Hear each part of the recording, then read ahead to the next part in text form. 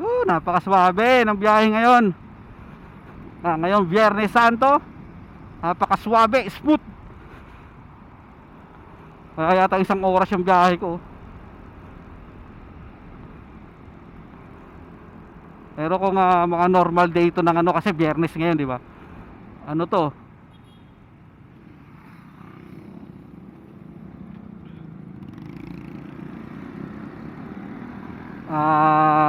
Mabagal dito, sobrang traffic dito, no?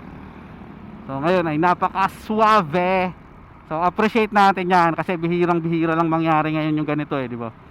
So tuwing dumadaan naman tayo dito medyo kalbaryo lagi yung nadadat na natin, yung na-experience natin sa araw-araw na biyahe. So i-appreciate naman natin yung kalinisan at kaluwagan at smoothahan ng Commonwealth.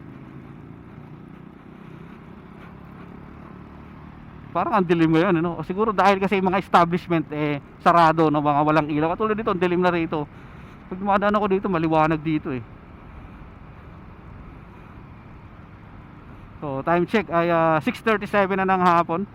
Ngayong Biyernes Santo, March 29, 2024.